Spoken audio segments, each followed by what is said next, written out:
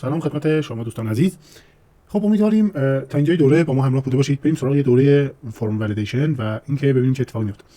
تو این دوره ما اومدیم ولیدیشن های مختلف رو بررسی کردیم و اکثر کار و بیشترین قسمت کار ما رو رمز عبور و پسورد بود.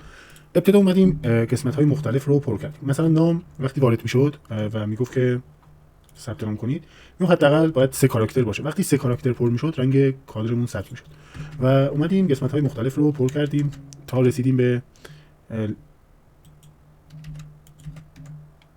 رمز عبورمون. رمز عبور متشکل از 8 کاراکتر و حروف بزرگ و کوچک بود که وقتی با هم مطابقت نداشت این مورد رو برای ما می آورد.